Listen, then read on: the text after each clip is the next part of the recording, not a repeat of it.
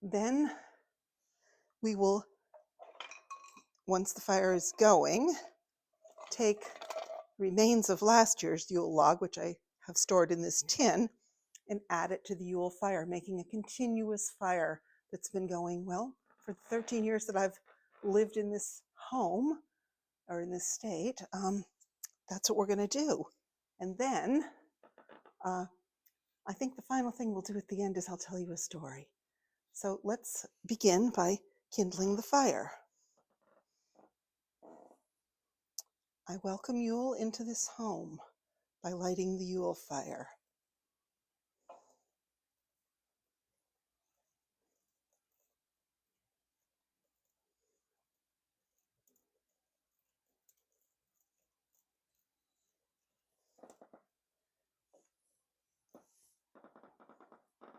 And the fire has lighted.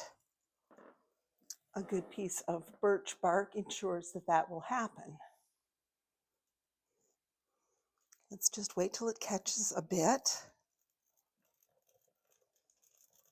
That's beginning to sound lovely.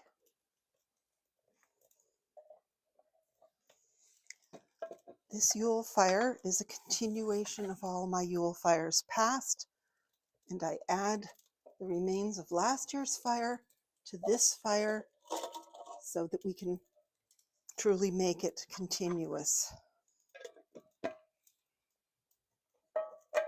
And I will collect some pieces of charcoal at the end of this fire when it's cooled completely and store them for next year.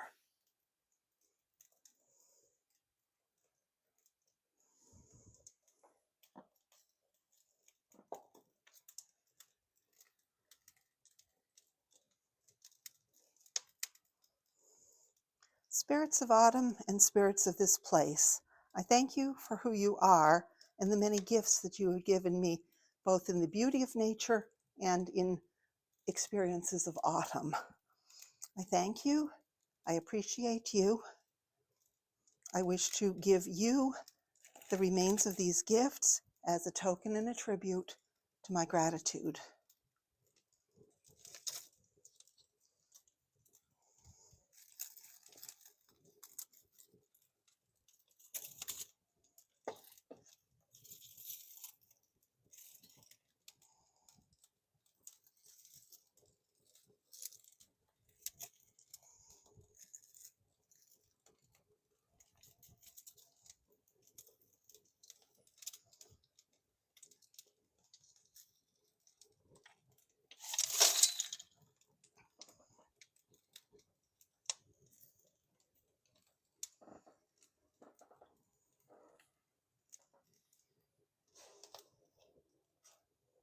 Now that the fire is burning brightly, wouldn't it be nice that we celebrate a story of the season?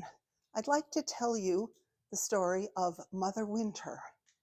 In Germanic folklore, she is known as Frau Holle or Frau Holde. She's also known as Mother Winter.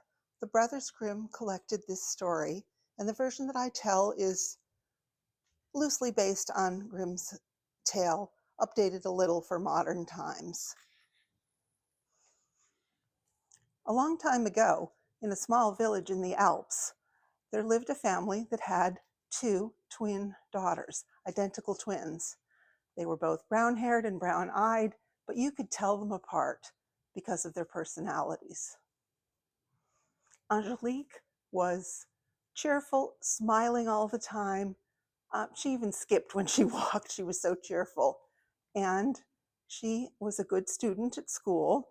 Not that she was necessarily the smartest girl in the school, but she applied herself to her work, and that was recognized.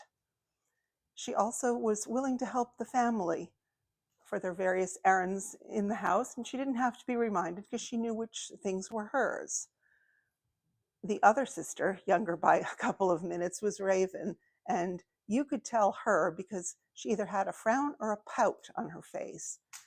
Raven was just bored of everything. Nothing was good enough for her. She craved more attention than any young girl could possibly imagine, and she did not do as well in school, not because she was less smart, but because she didn't apply herself. And when it came to the chores, Raven was always somewhere else, doing something else, and she had to be reminded by her mother about what she needed to do. Now, when the mother had been just barely expecting and not told anyone yet in the village, an old woman seemed to melt out of the shadows and come up to her and hand her 2 wooden spindles, perhaps like these. And she said, "You are going to have twin daughters. Give them these spindles and teach them how to use it." Well, fortunately, the mother had a fairly good idea about how to spin, so she accepted the spindles with gratitude, and the woman just seemed to melt back into the shadows. And the months passed, her pregnancy was announced, and then, much to her great relief, she did indeed have twin daughters. And they did learn to spin. In fact, they were very good at spinning, and by the time they reached the age of 12, which is their age when we're telling this story, they could spin wool well enough, turning the spindle, elongating the wool, to make beautiful yarn. And they also learned how to knit, and they used to make hats and mittens for the holiday marketplace in their village. It gave them some spending money because the family was not wealthy. It was a late autumn day, but it was nice out, so the girls were sitting spinning in a sheltered part of the garden that was not far from the well. Angelique was spinning away merrily, enjoying it, producing yarn. She thought she had almost enough to make a hat. Raven was sitting there kicking her chair legs and kind of attempting to spin, but she was making very lumpy yarn, as she often did, because you have to pay attention when you're spinning wool. And she finally threw down her spindle and said, "Angelique, I can't stand this anymore. I've got a few pennies. Let's go to the village and have some fun." Well, Angelique kept spinning and said, "Just wait a minute, Raven. I want to finish enough here so that I can start knitting the hat tomorrow, okay? We'll go soon, all right?" And Angelique kept spinning, and Raven just couldn't stand it anymore. So she knocked the spindle out of Angelique's hand, and it spun over and over and was heading right for the well. It dropped into the well and landed with a plunk. "Oh, it's my spindle! You ruined it! You've thrown it away! I'm going to get it!" And Angelique rushes to the well without even thinking and dives in. And she's falling and falling, and she remembers something from science class about heavier things fall faster, or at least that's how she interpreted it. So she figured she'll catch up to the spindle. But she's almost running out of air, and if she doesn't catch it really quickly, she's going to have to turn, and it's just going to fall and fall and fall. Nobody knew how deep the well was. They knew how deep you had to put the bucket down it to get water.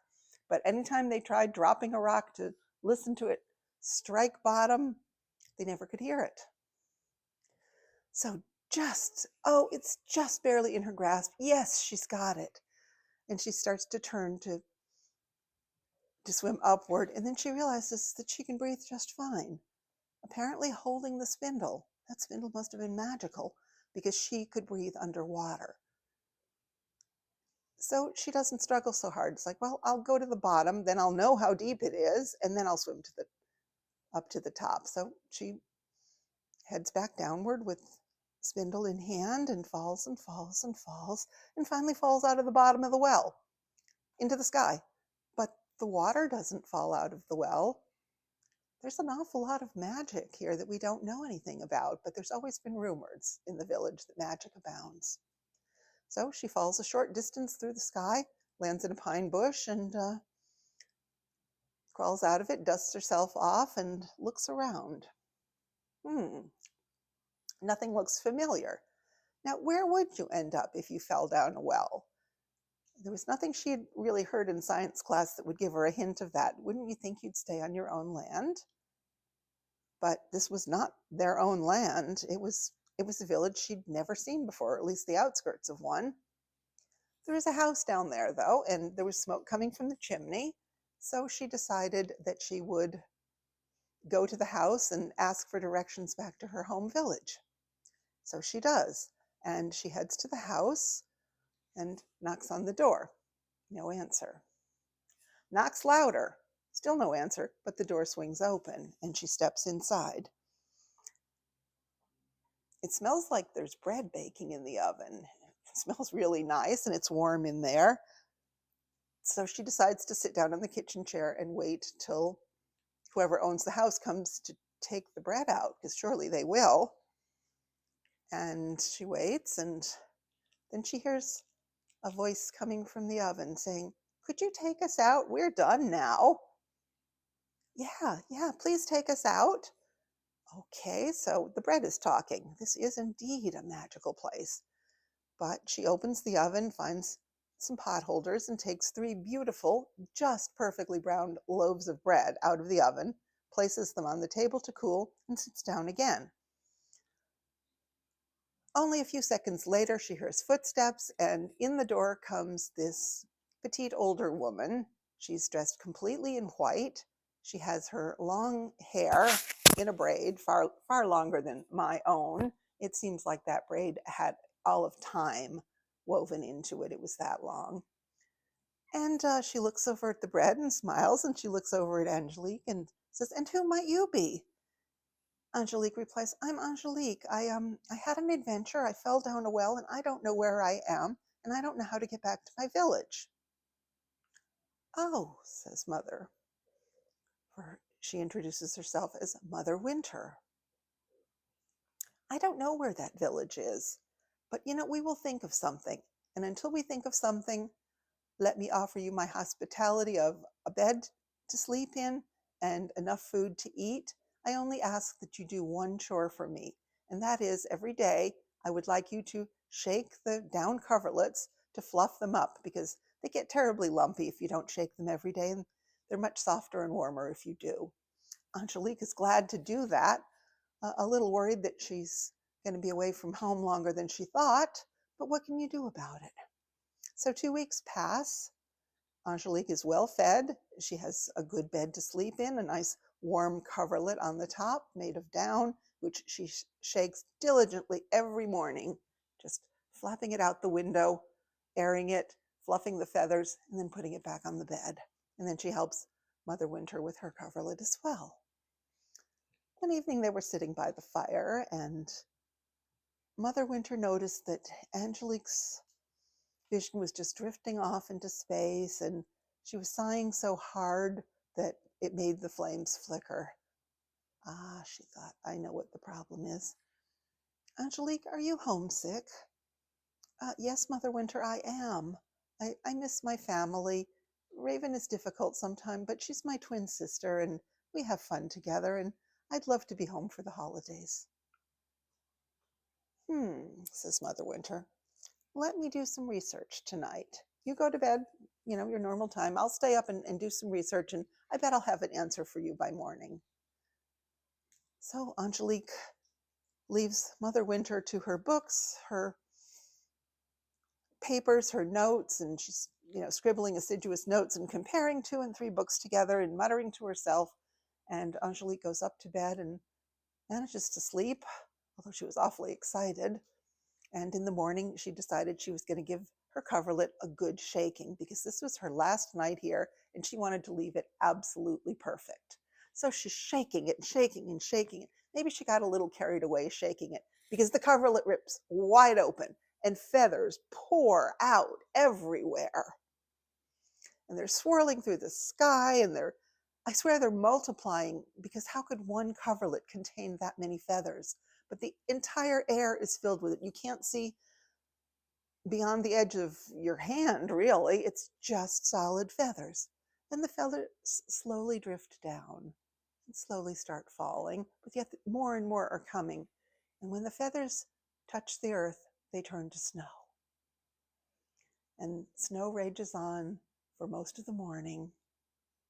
And so Angelique cannot go outside to go home. Eventually, the feathers settle and a nice blanket of snow covers the earth. This is a good snow. It's fluffy, it's dense, it's going to protect the roots of the vegetables that lie in the ground over winter. It provides a good place for little field animals to burrow and seek shelter. And most of all, it provides water for the springtime when it's greatly needed. So this is a snow to celebrate. When it finally stops, Mother Winter said, "Let's go." And she puts on her warm shawl and they head out and make a little path down to the back of the garden. And then she says, "Angelique, I'm going to leave you here. Do not turn around after I've departed, but stand here at the gate and think about your family, think about your home, how much you miss all of it, how much you need to be there. And if a good, strong vision of a path appears on the other side of the gate, go through the gate, follow that path, and it will take you home." She hugs Angelique and turns to walk away, and Angelique is following instructions and does not turn and look back. And she starts thinking about family and home and all that longing that she's felt, and an image of the path, kind of blurry, is starting to appear. So she concentrates harder and it's getting clearer. And then something fell down from the tree and pinged her on the head. That broke her attention a little, and the image of the path seems to have faded a little.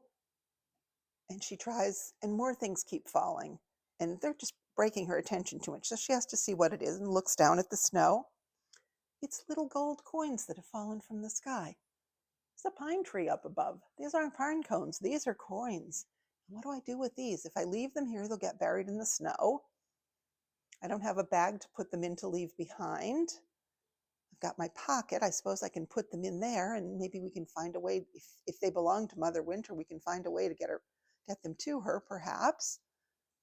So she puts them in her pocket and concentrates harder and harder, and finally is able to see a clear path forward. She opens the gate and walks through, and in less than an hour, she is home. She runs into the house, hugs her family, and says, "Oh my goodness, I've had such an adventure." And they're all ears. Tell us, please. And so she recounts this tale that I just told you. Now, Raven is interested at first, but soon becomes bored because it's not a story about her. And what good is that, right? So Raven decides to go up to bed. Angelique keeps talking a little more with her family, and then brings up the matter of the gold coins that she found. And, she has the dilemma. What should she do with them? Should she try and find Mother Winter to give them back, or are they hers for some reason? And after talking it over with her parents, they feel that she's entitled to keep them because she probably would have not seen a clear vision of home if she picked them up when she shouldn't have. But everything seemed to improve after that, and therefore they were possibly a gift for her. So what the family thought would be best would be to just spend one coin to, well, buy some more heat for the winter, quite frankly, and also to buy some nice gifts for the holiday celebrations, and they would save the rest of them. Therefore, if Mother Winter came back and asked for them, they'd be able to return most of them and probably could scrape up some money to replace that one. So that's what they decide to do, and they have a very festive holiday season. Angelique goes back to school with Raven, of course, and has to tell her story to so many people there and so many people in the village. And Raven is just so tired of the whole thing. But eventually the excitement of it dies down, and they go back to just being the girls who they are, and they spin and they knit and they make things. And it was the next fall, and the story is weighing heavily, especially the part about the gold is weighing heavily on Raven's mind. So she's spinning, but not really enjoying it. And she says, "Angelique, I want to have an adventure too." And she rushes to the well, throws her spindle in, and then dives down in. Now, she'd listened hard enough to the beginning of Angelique's story, so she knew that she had to grab her spindle so that she could breathe, and she was able to do that. She was good at swimming, actually. And she falls down and down and down, falls out of the well through the sky. The water stays in the well, and she lands in a thorn bush. Ouch. So by the time she's extricated herself from this very thorny bush, she's got a lot of scratches and she's very much out of sorts. But she knows the next thing to do is head to the house, which, yes, smoke is still coming from the chimney, so maybe somebody is at home. Knocks on the door. No answer. Knocks harder. Again, the door opens. Instead of just sitting down in the kitchen to wait, which, a polite girl would do, she decides she's going to explore the house. So she's looking at all the books in the living room, and she goes upstairs. And honestly, I think she peeked in the cupboards and the drawers and, just made herself at home. She did hear footsteps approaching, so she quickly ran down to the living room and took a seat in the best seat in the house and waited. She did notice something smelled a little burning, but whatever. And Mother Winter steps into the kitchen and says, "Oh, my bread, it's starting to burn." And, you hear sounds of the oven being opened and loaves being taken out. And the burning smell is a little stronger, but I guess the loaves will be all right. A little crisp, but fine, okay? Apparently, Raven did not hear them calling to be taken out because she was upstairs wandering and peeking in the closets and cupboards. So Mother Winter finds her in her own chair in the living room. So she sits in the other chair and says, "And who are you?" And she said, "I'm Raven, Angelique's twin sister. You remember Angelique, don't you?" And Mother Winter says, "Yes, of course," and outlines the conditions by which Raven may stay with her for a while. And there begins a very different experience. Mother Winter is a little tired because Angelique is a very demanding guest. She wants, desserts at every meal, and she, likes some soups but not other soups, and says so quite boldly. And yes, she is supposed to shake out the coverlets, but honestly, she gives them a little foop, foop, foop, and that's about it. So they're getting quite lumpy, and of course, lumpy coverlets are never as warm. Finally, it's Mother Winter who's sitting by the fireside, sighing so much that it makes the flames flicker, and she decides to broach a subject with Raven. "Raven, aren't you getting a little homesick? Don't you miss your family?" Raven says, really, I don't know. Yeah, I guess I do. Angelique is sometimes kind of fun." And the unfinished part of the sentence was, "And you aren't." But Mother Winter just smiled and said, "Why don't we have you go home tomorrow? I know how you can do it, and then you can be reunited with your family for the holidays." So they go to bed, and in the morning, Raven doesn't even bother to shake out her coverlet because why would she? In her mind, it's her last day. The lumps aren't going to bother her. So she comes downstairs and says, "Okay, I'm ready to go home now." And they walk out through the back garden, which has no snow whatsoever on the ground because nary a feather managed to come out from the coverlets with Raven's lackadaisical handling of them. And so she stands at the gate, doesn't look back after Mother Winter leaves, and is thinking about home, but honestly, she's thinking more about gold coins. And, a very hazy path is appearing, and she knows she's going to have to think a little harder, but she wants the gold coins to fall first, because that would be really nice. And suddenly, ping, except it wasn't exactly ping, it was more like plop, lands on her head, and then plop, plop, plop, plop, plop, plop, plop. No, a pigeon was not involved, okay? The pine tree, remember the pine tree? Isn't dropping its acorns, it's dropping globs of pine pitch on Raven. So she's got pitch in her hair, pitch all over her clothes, her face, her hands, and she really does not like this. So all of a sudden, she's got an incentive to think about going home, and she's really thinking, "Just get me out of here. I need to get home. My family will know how to get this pitch off me because I have no idea." And so, okay, that apparently is a somewhat legitimate longing for home, and the path stabilizes and solidifies and looks real. And so she opens the gate and starts walking toward home. And she did not look back. But if she had, she would have seen Mother Winter up at the second floor window, opening the window and shaking out the big coverlet, shaking it vigorously because it had gotten quite lumpy. And of course, it tore. And the feathers poured out everywhere, and there's snow falling everywhere. Except it's not snow. It is not snow. The feathers are falling to the ground as feathers. They're piling up in piles and drifting around because, I mean, it's more down than feathers. And the wind starts really blowing strongly, and Raven finds that she's walking home, and a torrent of feathers comes at her. And of course, it sticks in the pine pitch. And so she's trying to rub them off and just succeeds in making sticky feather-covered pine pitch. And more feathers stick to those feathers. And honestly, she's starting to look like a little gosling, a little goose. She's so covered in feathers. And she finally makes it home, bursts open the door and says, "Mom, I'm in trouble. Can you help me?"